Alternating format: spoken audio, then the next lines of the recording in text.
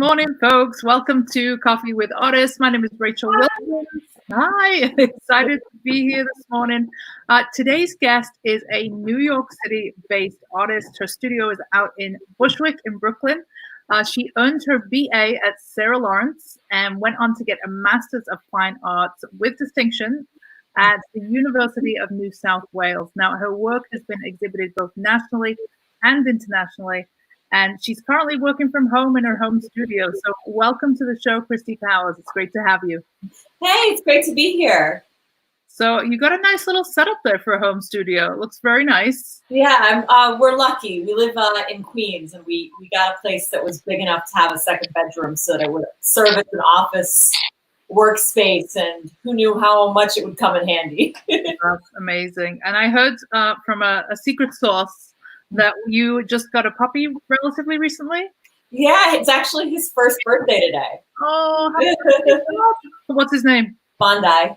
Bondi. Yeah. So I'm going to want to talk to you about this Australian connection, but we will get there eventually. So just tell us, first of all, how are you navigating this new normal? How is it impacting you creatively? How have your plans changed? I mean, so basically on the 12th, I was actually supposed to fly to Australia for an exhibition. Wow. And on the 11th is the night we got like the tweet that Donald Trump was stopping flights from Europe and all this. And I just was like, uh-oh, this is not happening. Like we can't leave the country right now. Wow. So that was sort of the initial bomb, and just having that and sort of being like, okay, so I thought I had like 4 or 5 exhibitions scheduled for this spring, summer. And I'm like, okay, everything is cleared out of the calendar. I mean, the good thing is, for me at least, the painting feels normal. So I almost, at first I was having some issues, and then now I feel so focused when I'm doing that, because that's the most stable, normal part of my day, is spending 6 or 8 hours working, painting, focusing. Everything outside of that, I'm like, oh, this is different, but actually working has been nice. That's awesome. Yeah. It's so many people that I've spoke to, and I can most definitely relate to this, were feeling, when they came into the year, they were just feeling so ready. Like it was the turn of a new decade.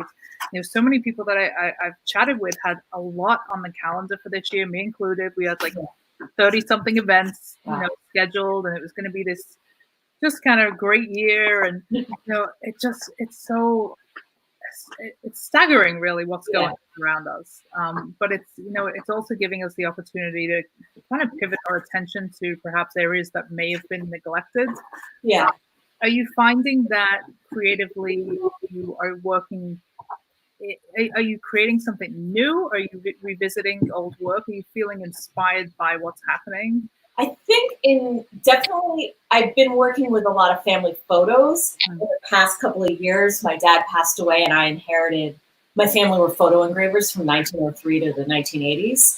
So I inherited all those photos. So I was working from that for several years. And since this has happened, I've more dug into my own life, and I feel like I've definitely been focusing on the people that I miss, my friends and family.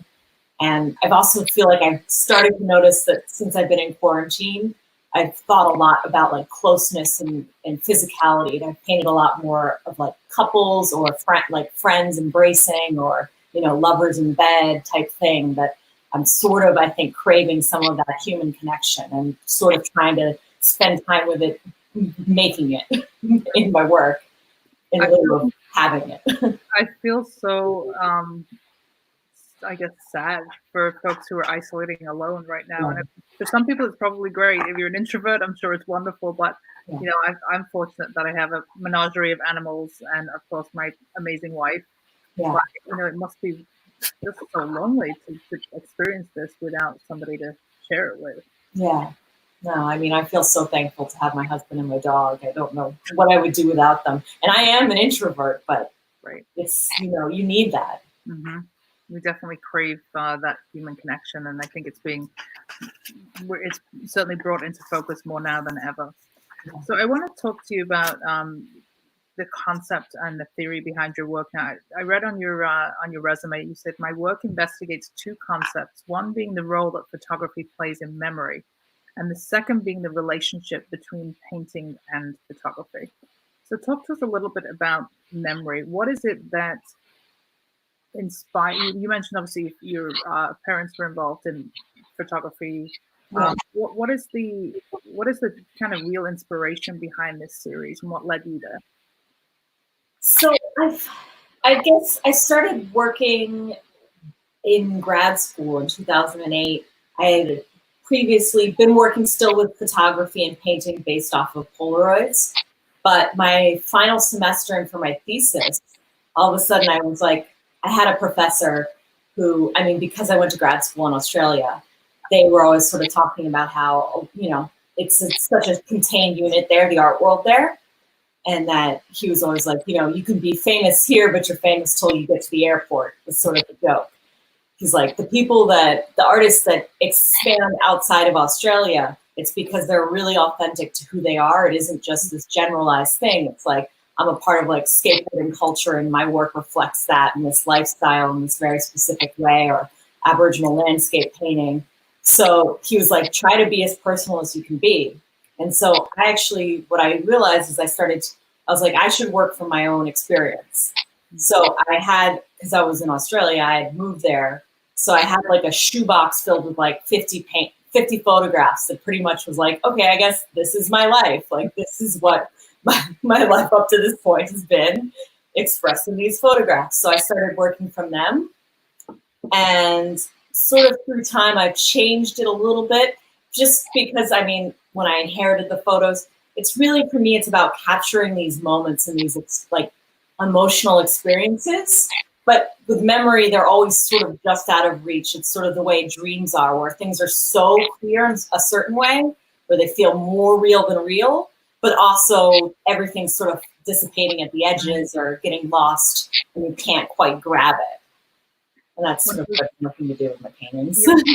When I was looking at your work, obviously I've seen it before. We've met very briefly, kind of in passing through Suzanne. Obviously, hi Suzanne, but we've never had a chance to kind of sit down and have a conversation. So I was really excited to spend this time with you this morning to get to know you and understand your process. But when I was looking at your work, it reminded me there was a photograph when I was growing up that it was my great grandmother, my great grandfather, and my grandfather and my mom. There's 4 generations in the photograph, and my mom is me as a baby, and we're all kind of squished into this little doorway.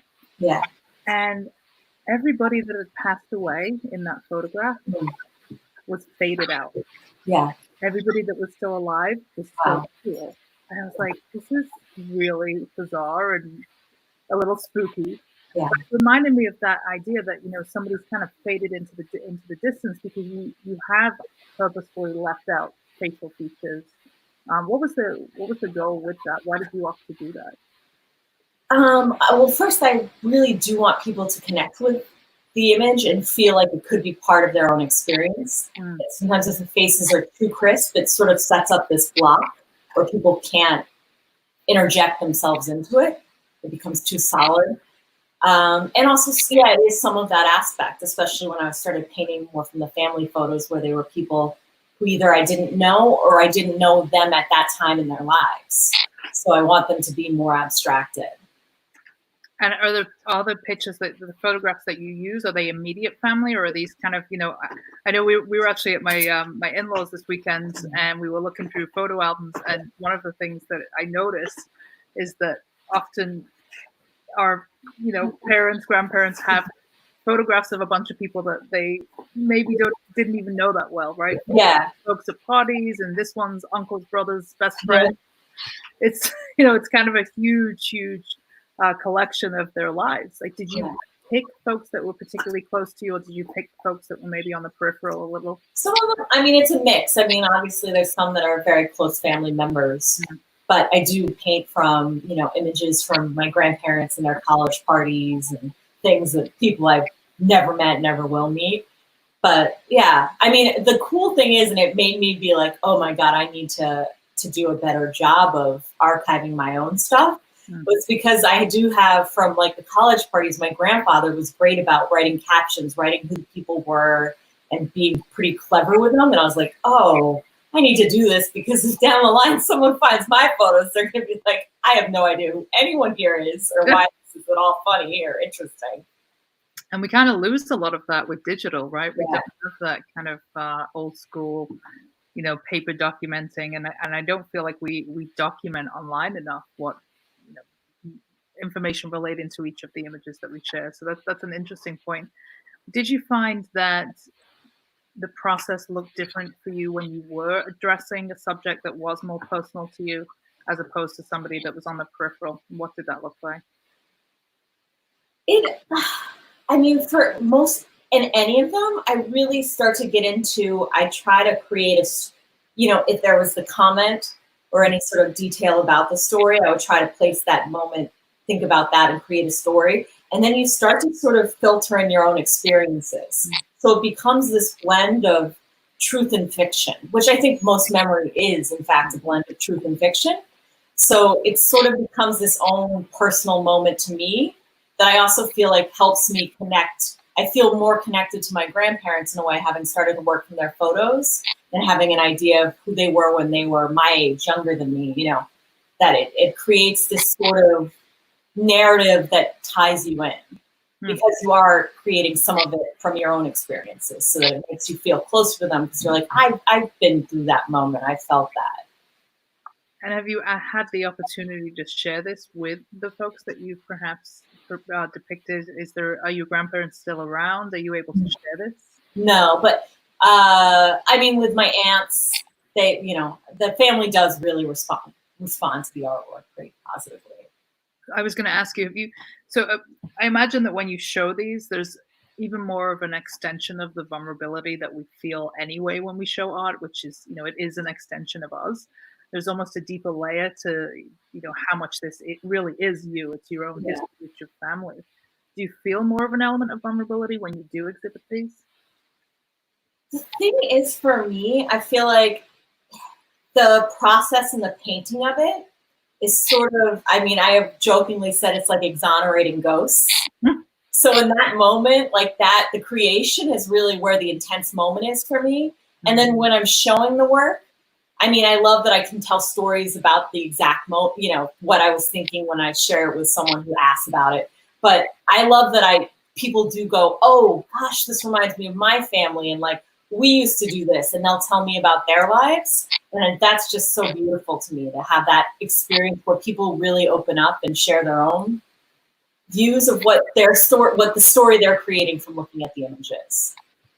Because there's definitely an element of the familiar. I felt the same way when I was looking at, especially the ones that are kind of centered around like family parties. Like we've all looked at photographs just like this. We all kind of have those engraved in our memories. So it's there's definitely an element of nostalgia, wrapped up in this.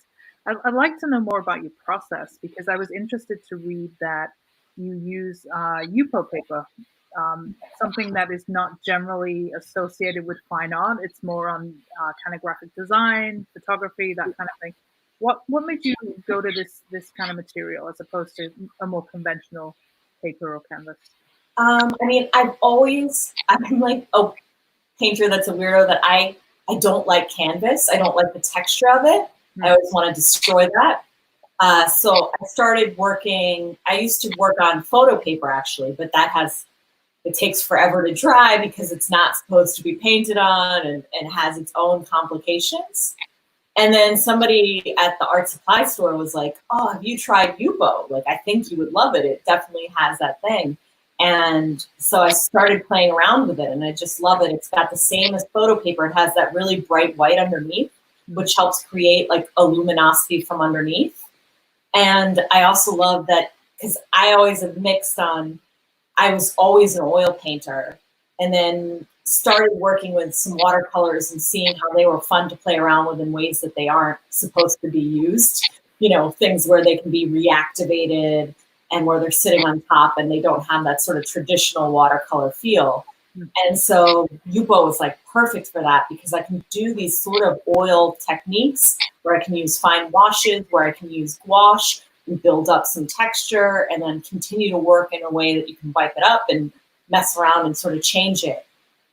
But at the same time, I can use it here in my house and it's not a problem. And Right. It's a little more easier for travel.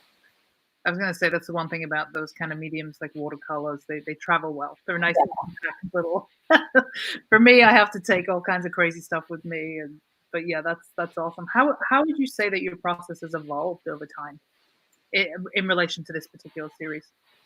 Yeah, I mean, it definitely has. I feel like I've come at it from a bunch of different angles because, I started working in grad school with a watercolor and I was working on Denral, which is a film, which again, the paint wouldn't absorb in. And so that was actually pretty cool because that made it super fragile, which I like in terms of memory as well, where if somebody sneezed on it, it would start to dissolve. And so I actually did somewhere, I was like, oh, I could do an installation where I would eventually start spraying. You'd end up with just the tracing underneath and then sort of the paint washed down. So I was doing that for a while. And then I started thinking about, I think, social media and the way we're sharing images all the time and how that's changing from going from having these artifacts to this constant interaction. And it's funny that I paint out faces because I have a pretty photographic memory. And I have a really strong ability to remember faces. And it's almost a problem for me sometimes because I'll be walking down the street and I'll be like, how do I know that lady? And I'm like thinking. And then I'm like, oh, she married some guy, was not friends with in high school. And she's in his Facebook picture. So I see her. So I know who she is. And I'm like, that's not something you can tell someone because it's crazy because I shouldn't remember things like this. It's so funny. It's kind of ironic that you and Suzanne are friends then because Suzanne has the opposite problem. Yeah. You guys can help each other. Yeah. So I mean, for me, it was like, it became overwhelming. And so I was working on selfies and doing these things that were really much more close to like photorealism. And then I was like, I don't know if this is exactly where I want to be going. So then I started, being a painter, I feel like life is always tightening up, loosening down, like that push and pull of how much realism you want in there and how much, abstraction and sort of the interplay of those two. And then was working again for my own photos and then inherited the family photos and was like, I started archiving them without thinking about painting them. And then archiving them, I was like, oh my God, this is so similar to a photograph I painted of a friend of mine and me in college hugging. And it's my grandma and a friend of hers drinking beers, holding each other. Like, and you're just like, you just don't think that was the same thing in the 30s as it was, 15 years ago, or today. But that these friendships and these moments and these experiences are part of human nature. Mm-hmm. Did you learn anything interesting along the way of kind of, excavating all this? Oh yeah, I definitely because my grandparents were so prim and proper and filled with advice of how to live and be a lady and things like that. And then seeing their photos, I was like, you guys tore it up. It was not why they wanted to instill that. And like one of because my grandfather was the photographer and he had parts to make people kiss and do big Hollywood showy kisses. So I have all these pictures of him kissing other ladies, my grandmother kissing other guys. This is so wild. That's crazy. Yeah. Oh gosh, that's fun. So I want to talk to you a little bit about process. So when you get that image and you find that one photograph and you're like, okay, this is it. This is the one I want to, explore. What does the process look like? And obviously you don't have to reveal all of your artistic secrets, but, how do you get from this image to, the beautiful paintings that we see?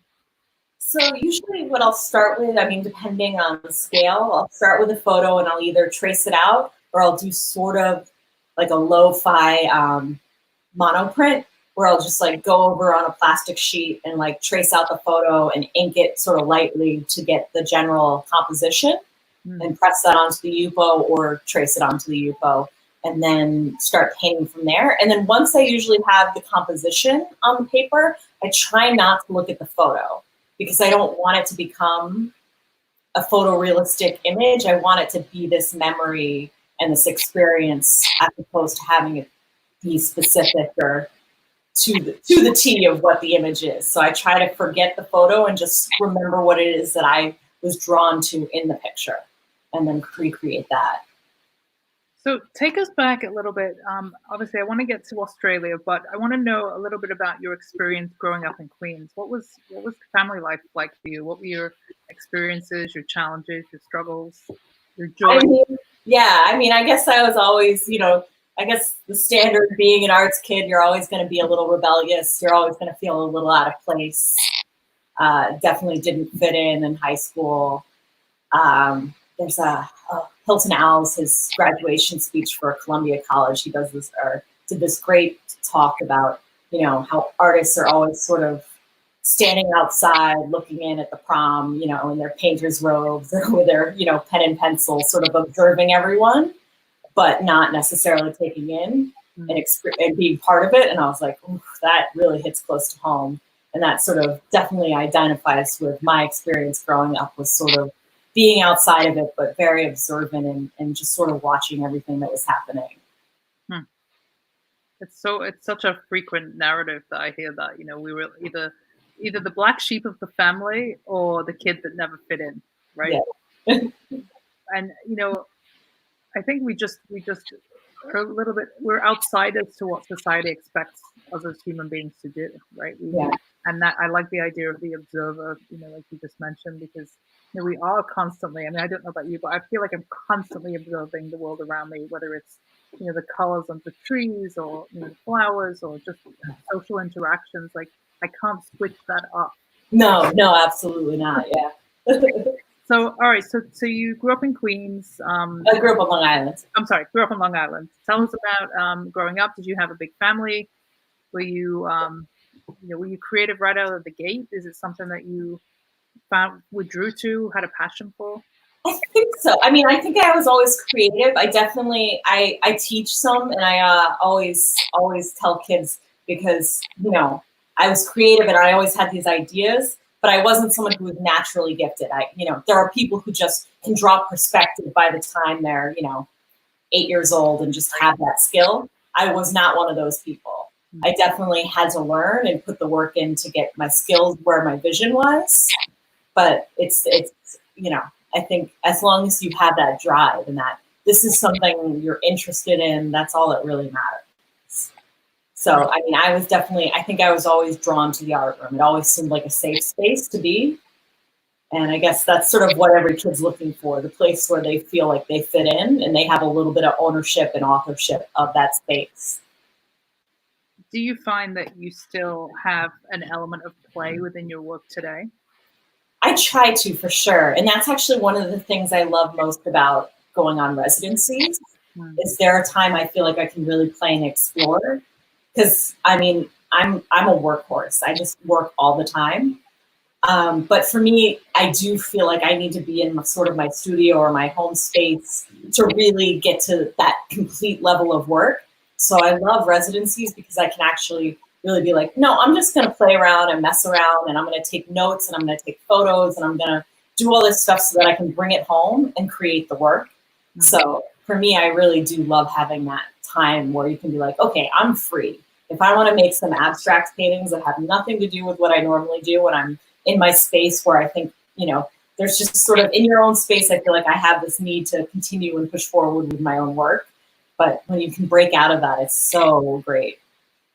And I think it's hard sometimes as a creative person, because it is so important as a fine artist. If you want to be taken seriously, you have to mine a certain idea extensively, right? You have to be very, very I don't want to say narrow, but you have to be on a certain path of exploration into one particular subject or style of work. Yeah. Yet, as creative beings, I mean, certainly for myself, I want to do everything, right? Yeah. I want to be creative musically. I want to do abstracts, do photography. Yeah. Do you find that you have to quieten that voice sometimes, or do you allow it to exist, or them to coexist together? I say allow it to coexist, because I feel like I'm like one of those people that I think everything ends up serving its purpose and how it's supposed to work out. So I feel like if I'm really drawn, like for me, the one thing I always regret is I went to Sarah Lawrence, and there's an amazing dance program. And starting in like my 30s, I was like, why didn't I take some dance classes? Like that would have been amazing. And I've definitely gotten more into movement, as I've gotten older. And I feel like that helped, all of that somehow still streams into your work. So I think having these other outlets, even if they're not necessarily producing a tangible work or needing to be precise to, a creative output, I think they do eventually flow into your work in some way. So tell me about, well, first of all, tell me who were your champions growing up? Was it somebody that perhaps pushed you that little bit further, or somebody that said, you don't have to follow these conventional lines? Who are your champions in your heroes?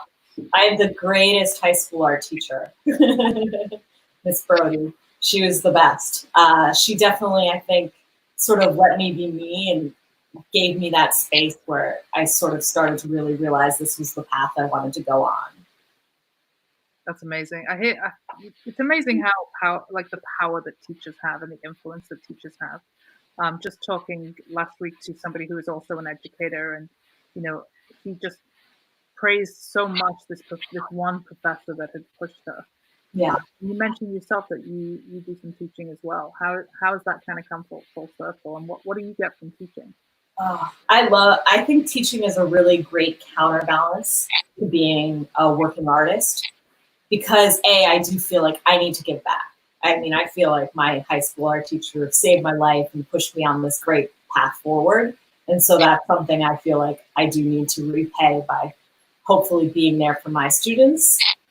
Also, I think it's a great counterbalance in the fact that, you get into your studio and you get into your headspace and you're so focused on yourself and your process. I mean, being an artist is narcissistic to a certain degree.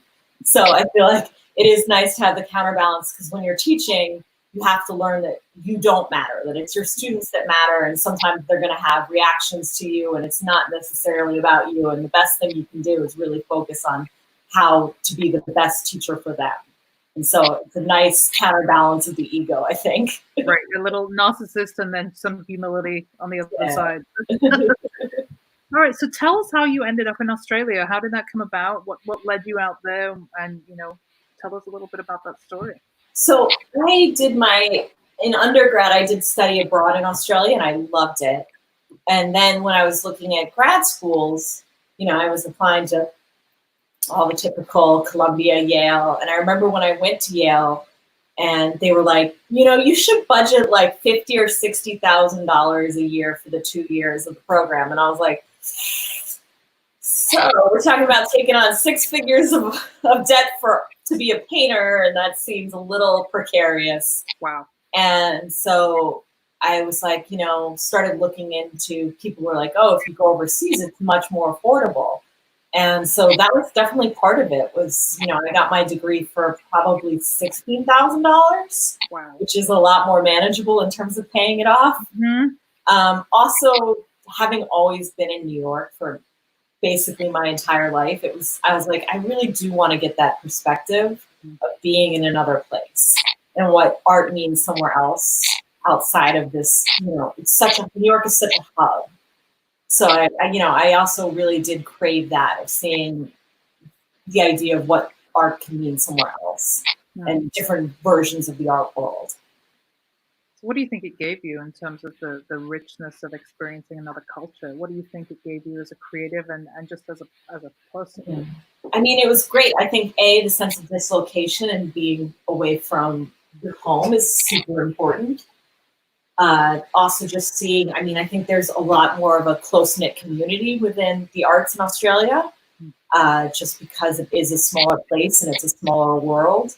And it's also a government that supports the arts a lot more. So, I have friends who get pretty significant travel grants and different grants for creating work that I'm like, the biggest, before you get to like these large corporate ones, I was like, the biggest government grants you can get are like NIFA, which is $7,000, which, I'm not saying is a paltry amount. It would definitely change someone, but compared to, $25,000, $30,000, it seems a little smaller in comparison. And support-wise, there's just a lot more options in terms of government support of the arts there. And how about geographically? Because I know, or just environmentally, you come from this, you grew up in Long Island, you live in Queens, your studio's in Brooklyn, like you're around this very densely populated area, and then you are plucked out and you go to New South Wales, which I imagine is, beautiful. I've Yeah. been to Australia, but a little bit more sparse in terms of the amount of humans that are around. How did that impact you? Yeah, I mean, the dislocation and really being able to see how my experience shaped me, and like that, I don't think you necessarily always walk around with this cognizance of like, I grew up with a very American perspective. And so that was like nice to have that become very crystallized, that the experience I had was so based on where I was from. Also, Australia is just such an amazing country. It's beautiful. And I also got the opportunity to do a residency there in the Outback. And that was wild. I mean, I've never been anywhere. It's like being on Mars, where, there's just no one there beside the nature and, the few other artists that are on the residency with you. I mean, I never experienced this where like I'd be drawing and someone would be like a couple miles away and I could hear them coming down the road because there's nothing else to hear. And you're just like, well, what? And also when I was there, I started having really different dreams, and I started remembering things I hadn't remembered in a long time. And a friend of mine said, being out here, it's like turning the radio dial to a different station in your brain frequency. And I was like, oh my God. And I was like, but it's true. And so that's something I try to be mindful of now when I travel and when I do get the experience of doing residency somewhere else, that I really do try to see what it is that's getting brought up and stirred in me emotionally, memory-wise, because I do think that our location has this ability to tap into different experiences. What did the work look like that you came out of that experience with? It was pretty cool. I mean, I had a great time. I was residency, so I did a lot of note taking. I was doing these mono prints and drawing from the things I was finding, like kangaroo bones and, different jaw, lots of different bones, and making dyes from the plants out there. And so then they became these sort of things that when I brought them back, I took all the studies and I started doing like photocopy art with them, where I would just layer them up, because some of them were on transparency, some of them were on papers. And then I ended up shrinking them down and doing these little digital prints of them. And they were all like, each one had this sort of unique feel. And they would start to feel like, I had one that was like based on these poppy plants and this dyed paper. And somebody was like, I had like a couple people who were like, it kind of looks like a little skater guy going down a ramp. And so I was like, it was interesting because they would start to trigger more physical, representations. It sounds like an incredible experience. I will say, though, that the idea of being in the Outback, for me, gives me the heebie-jeebies, because I'm terrified of spiders. And I know they got some real big spiders out there. It's actually been one of the reasons that I haven't gone to Australia yet. I know that sounds ridiculous. I have an uncle that lives in Brisbane, and once he was home and he was showing some photographs, and he kind of gave me the photograph knowing that I'm scared of spiders, and looking at it, and I'm like, I don't see what it is. It's like the spider eating a mouse. I'm like, oh my God.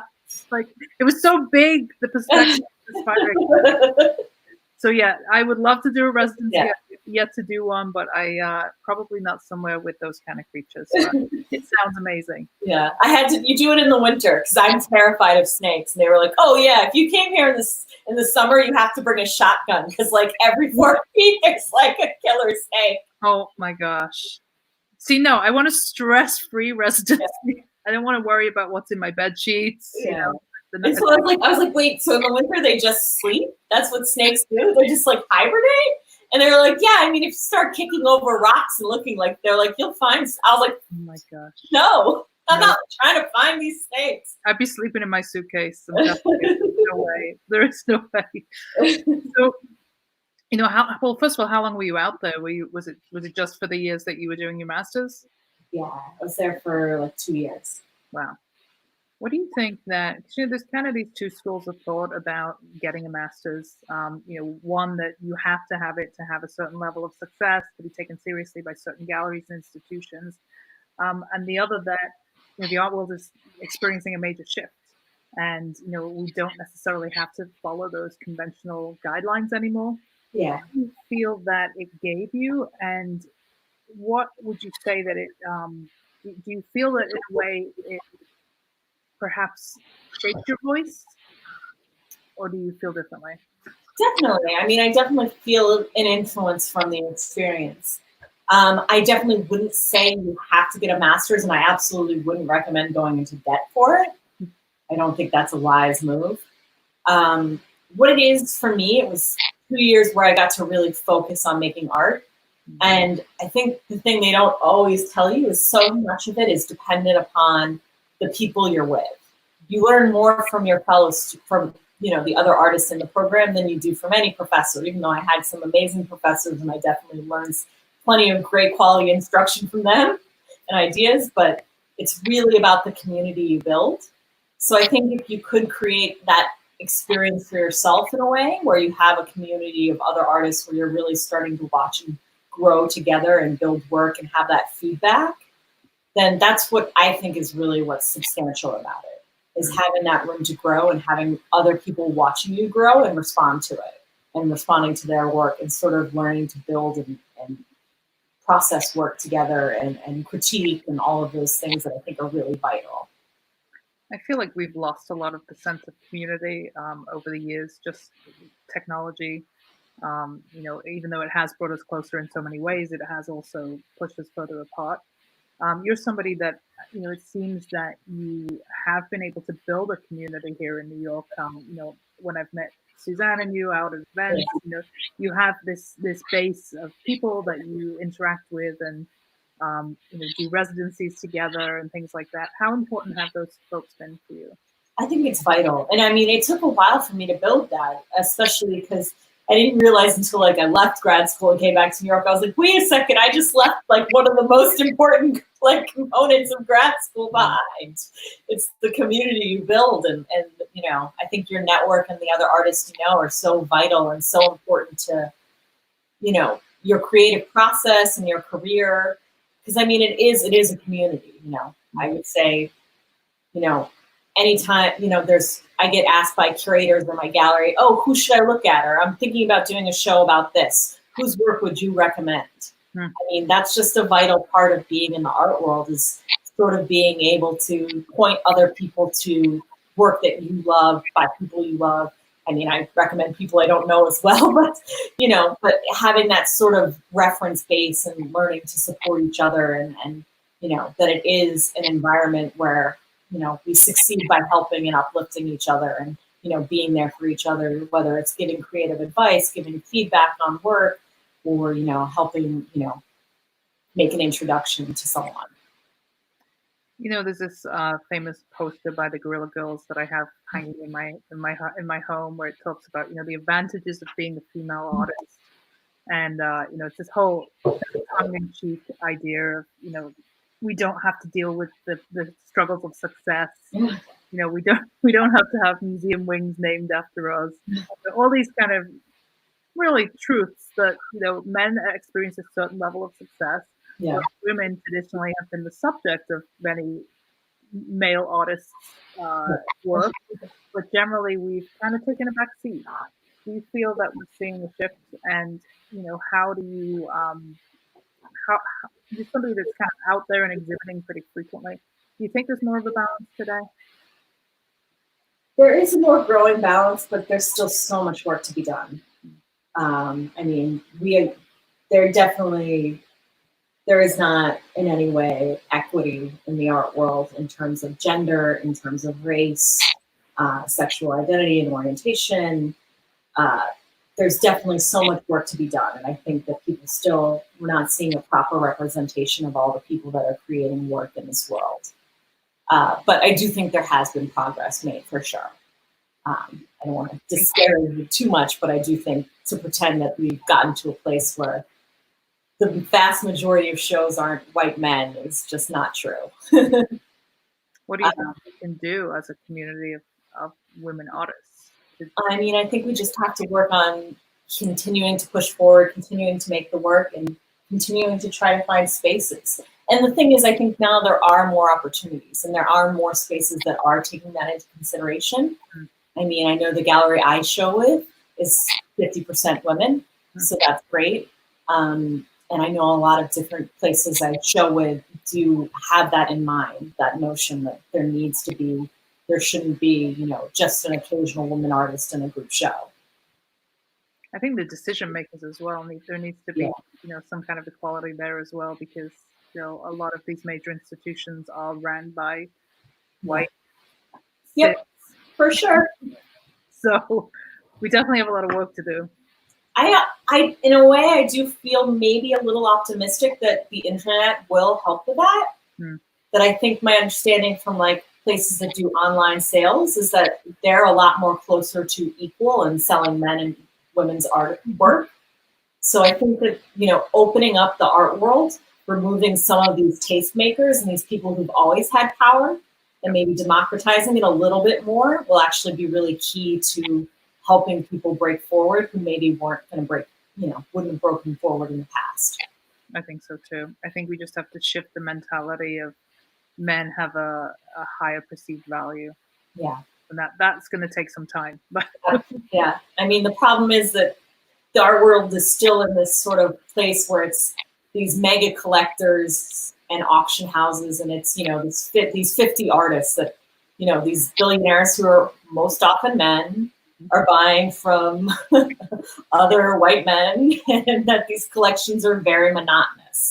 Yep. And I think that, I hope that we can also that the world will start appreciating art in a larger way, that I think that more people will feel accessible to it. That I think there is still a lot of people don't feel comfortable going into a gallery and buying artwork. So I think, having more fairs, more online ways to see art and buy art, I think does help people feel more accessible to it. And I think that'll start to change it as well, hopefully.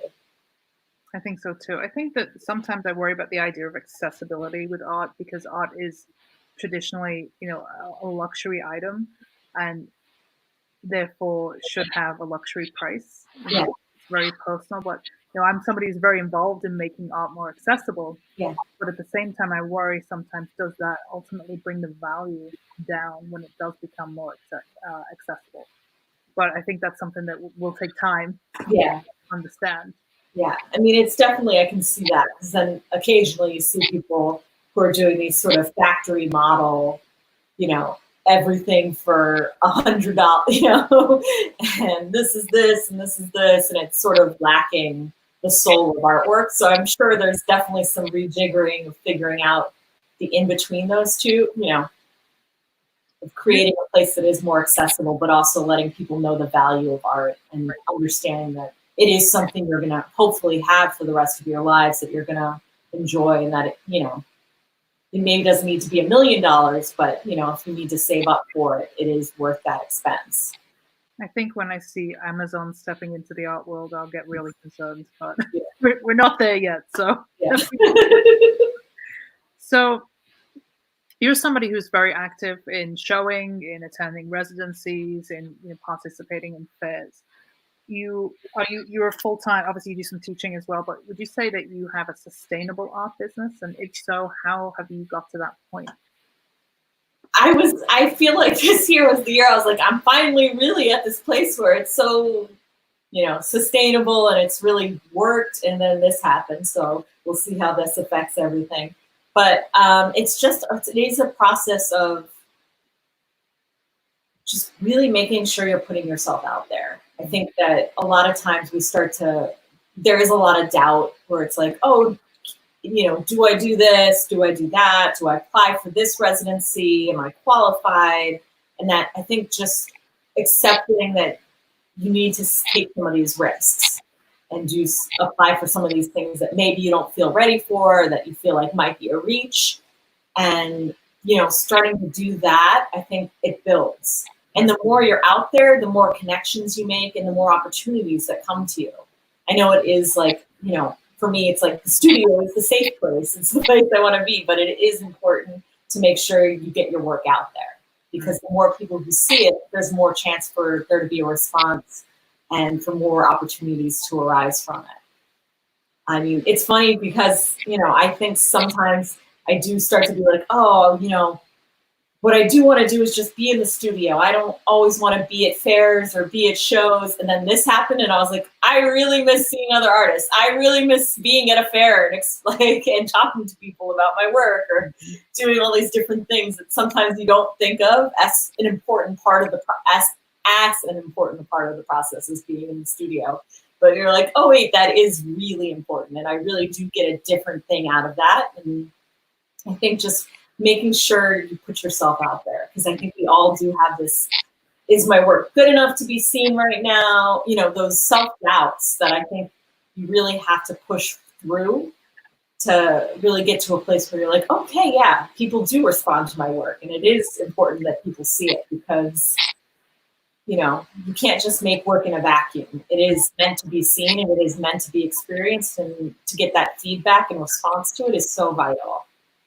Can be so motivating too. Just to, especially if it's something that you've really, like you said, like you've had that self-doubt. Like my thought today, as I share with other artists, is that you start before you're ready, right? Before you think you're ready. Like, don't wait to be ready to sell and show your work. You just do it. But back when I was showing my work, I was hesitant to put things out there until I really felt like I was confident. But sometimes just feedback on something that you perhaps thought was not up to par or not quite complete. Somebody can see something in that work that you might not have even intended to be there, and it can be what drives you forward. It can be what motivates you. Yeah. I think showing, like you said, is just such a vital part of being a well-rounded artist. For sure. Because I think it is art is such a dialogue. It's like a conversation you're having with yourself, but you need to get this input and see what other people are hearing. Because only crazy people talk to themselves. Yeah. It's like, if you're just talking to yourself, it's going to go someplace weird eventually. You talked a bit about residencies. Tell us some of the experiences you've had. I know you were you at Chateau, or were you at? I was in Chateau. I was in Bargemon. Right. Okay. Yeah. It's such a special. It's sort of, I mean, it's that same specialness that like your master's program has, where it is really about getting time to be with other artists and just talk about art all day long is just such a beautiful gift and just enriches you so much. I mean, that's really what it is. I mean, it is amazing that you get to be in the south of France, or you can be, in a waterfall. The locations aren't bad. I'm not saying that they aren't a huge draw of residencies, but it really is that connection you have with the other artists on residency that is just so crucial. Well, it's a little bit of a sensitive issue right now, because I was supposed to be there this summer with Suzanne. But next year, everything happens for a reason. Yeah. It would have been my first residency, but no, we'll get there. We'll get there. You'll love it. It's amazing. I'm excited. I haven't had, really, I can't even think of the last time that I had just even, a weekend of just creating artwork. So I'm excited to kind of dive back into that experience and just be an artist. Yeah. And not be, running an art business, which I'm passionate about. But, there's that yearning. Yeah. So. No, I mean, we all have to wear so many hats to just be an artist, and just have that experience it's the best. I mean, it really fuels you for a while, because you do forget that, you can just be in a place where that's all you're talking about and thinking about, and you don't have to do, the 900 other tasks we have to do daily in life. When you go to do a residency like that, do you have intent before you go on what your idea is to come out of the experience with? No, I always try to go in blank. But that's me. I mean, I try not to put pressure. I'm like, this isn't a time where you're trying to make work. You're trying to soak everything in so that you can enrich the work you make when you return, is how I've always had to think about them. I think everybody's different. Right. I think my response to what you just said reveals a lot about my control issues. So I was like, oh God, that sounds so terrifying to go in without a plan, but that's a beautiful thing. I mean, you're allowing yourself to be absorbed and, open, which I think is so much of the freedom of the creative practice. So that's awesome. So I'm going to ask if anybody has any questions for Christy. Please do add them into the comments there. Christy, I forgot to ask you what was in your cup this morning. Do you have coffee? I have coffee. Nice. A little bit of oat milk. With what milk? Oat milk. Oat milk. I'm a black coffee girl. So. Yeah, my husband is too. All right. So if anyone has any questions, do jump into the comments. We will circle back to them. Let me see if there's anything here. What would you perhaps offer in terms of advice to an artist who's out there and has a body of work but just is struggling to know what steps to take next? You talked about putting yourself out there, but what are some of the things that you've done that maybe are a little bit outside the box that have opened some doors for you? I mean, I just have, I started showing on Instagram, on Saatchi, on all these different online platforms. And then I started, looking up the NIFA site and seeing what opportunities for artists there were for things that you could apply to. And so that's been really great. I mean, I've been doing the other art fairs, which have been really great too. I mean, I know some people have a hesitancy about doing fairs where you pay up front for a booth. But for me, they've always been a worthwhile experience. I know it is really scary at first because, there are a lot of people who are predators upon artists and you get some shady offers from emails and online. But the fairs have always been a wonderful experience when you're really working with someone who's partnering and bringing people and you're getting that, that exposure. I think it's worthwhile. Mm. What do your sales look like? Because it's a pretty significant investment. It's over $1,000, right? Yeah. What does it look like in terms of revenue? Do you feel that you make money?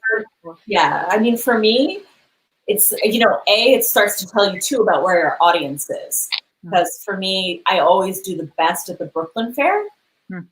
And that fair also is great. I mean, there is also a little bit of a home team advantage there where I'll get, sales throughout the year after that fair from people who are like, oh, I saw you at Brooklyn and I just got my Christmas bonus, so I'd like to come by the studio and pick out some artwork. Or I saw you at the fair and I need a commission. Right. So, that one has great, has always paid forward and continued sales. And then I've always made, at all of the fairs, I've made enough that I've made back the cost of the booth, any travel expenses, and I still am in the green in terms of profiting. So they've always been, for me, successful, and that felt like they were worthwhile to do. So do you feel that galleries are necessary when you're able to do this yourself? I think they are. I mean, it is tricky because they're, every gallery is different. I'm working with a great gallery right now that I love, Marlowe Gallery. And they're really supportive and really, are trying to get the work out there and tapping into different audiences. I mean, I've worked with some galleries that were less pleasant experiences where they weren't, showing or promoting the work and, where you have these sort of scenarios where you're trying to fight to get your payment, things like everyone has some of those stories. So I think there are great galleries and it is a great system and, there are great things about it, but I also think there is a lot of opportunity now that there wasn't before to really show your work yourselves. I mean, I've been doing the Artist Support Pledge on Instagram, which has been really great. And it's been nice too, because I don't, it is hard to make art that is more at an accessible price point. And so it's been really great. I've been doing this these postcard sized black and white paintings and getting to sell those and sold them to people I don't know, people I do know who probably in the past have liked my work, but couldn't afford a full size painting. So that's been this has been probably one of my favorite parts of the quarantine is like getting that interaction with people and getting some work out there. So it has made me think about that in the future, that it would be nice to have some sort of continued effort at making some lower price point paintings that I could still offer people. Because, at the end of the day, as an artist, you just want your work with people. You want it to live in people's homes and resonate with them and create something that people will enjoy. Great answer. All right, we got a couple of questions here. So Suzanne has a question from her mom. Hi, Mrs. Williams. She would like to know if when Christy is in real life just living, does she have a feeling that she should be recording experiences as they happen? Oh, that's such a good question. In order to access in her future work? This is a really great question because I always kick myself about this because I actually am someone that does not take a ton of photos because I do have this sort of Susan Sontag. I've done so much reading on, film theory, photography theory, and how it relates to memory. And it's like, I am somebody that's really conscious of I want to experience the moment. And then I feel like if you are constantly documenting it, you're taking yourself out of it. And it's also the idea that like, when we are traveling and we're constantly taking pictures, it's a way of creating work for us to do on holiday so that we're not actually enjoying it and that it becomes this sort of capitalist, we always have to be working, we have to be doing this, So I try to I am conscious about experiencing things because I'm like, for me, I'm like, I need to have the lived experience to make the paintings the way I want to. But then at times I have so many regrets about so many things I don't have photos of. But I do try to be someone who, if I'm in a place and I'm like, I know I need this photographed, I try to do it very quickly. I'm not someone who will take like 100 pictures. I'll be like, okay, I just need to get the one picture and be good and be done. That's really cool because I'm thinking, you'd be like somewhere and thinking about staging a picture or to make sure it's the perfect painting. It's kind of a weird comparison, but I found myself since I've been doing these interviews that when I'm having just general conversations with people, I feel like I'm interviewing them. Like we were at Jen's parents this weekend and we had this great hangout with her father, and I'm like, I feel like I'm interviewing him right now. I gotta stop this. I can't switch. So we take our art with us for sure. Yeah. So Jan, hey Jan. Jan asks, what is your go-to soundtrack? Oh, that's a good question. I definitely am someone that always has music going. And there's certain exhibitions or groups of paintings where I'm like, oh, that's I made that whole listening to, Radioheads and Rainbows. I've been listening to a mix of things. Let me see. I was like, I've had a little Stevie Nicks, I've had a little Fleetwood Mac lately. Speaking my language, girl. Some Sharon Van Etten. A little outside the box, but I've really liked the Beyonce Savage remix, and that gets mixed in too. Nice. So I really need to get pumped up. But yeah, so I definitely listen to a mix of music while I'm working, but I always have music on. That's awesome. How do you name your pieces? What? How do you name the pieces? The naming is something I think about a lot. Sometimes they're quick and clever. They're always trying to sort of sum up the moment, but also not over-explain it and keep it so that people can access it themselves. Can you give us an example? Let's see. But then sometimes they're inside jokes too. Let's see. So this one, oh, wait, you can't see. Okay. So this one is Claudia, who's a fellow artist. And so that one's a recent painting. And I definitely am going to name it along the lines of, so from Titanic, there's a line where Kate Winslet asks Leonardo DiCaprio, will you paint me like one of your French girls? And I feel like it's sort of become a joke because in Bargemon, we became friends with the teenager waitress at the restaurant we would go to. And she's become a close friend. She's come to New York. And she's one of the few people that I almost always paint the face of. And I don't know why, but I just have to paint her face. And so then I, came up with a joke where it's like, paint me like one of your French girls. And I paint her face. And then Claudia posted that picture and she was like, can you paint it? Can you paint my face? I'm one of your French girls. You met me in France. So I think I'm going to do something along the lines of like, one of my French girls would be the title for that one. That's amazing. All right. So just a last question before we close out. What is the most rewarding and validating part of being an artist for you? Ooh. I think it is just I think we're all sort of chasing the high when you get it, when everything comes together. And I feel like I do understand the concept of the muse in a way that like, when I think things are really all firing, I feel like I'm almost not even conscious. Like, I feel like it's all happening magically and I'm just like the instrument through which this is like passing through. And then when it, it's the best feeling I can explain. I don't know. Beautifully put, Christy. Thank you so much. This has been such a joy to Thanks know so you a much. little better. Yeah. Spend this time with you. I'm sure we're going to see a lot more of each other, hopefully, when the doors are open again. We'll all be together again soon. Exactly. So let me, if you can just let everybody know where they can learn more about you, give us your website, and I'll pop in the comments. You can find my work at christypowers.co. And you can also find me at Instagram. I think it's Christy_Powers. .co? Yeah, it's .co or .org.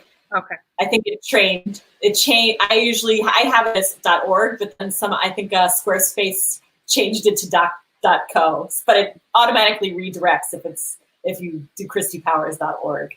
I put both versions in the comments just in case. So folks, go ahead, check out Christy's website, reach out if you're interested in purchasing anything. And wonderful. Thank you, Christy, for being here. It was great having you on the show. Great. Thanks. And we will be back tomorrow, folks. We have Andrea McKenna, wonderful Jersey City-based artist, joining us tomorrow. And thank you so much for tuning in. Bye.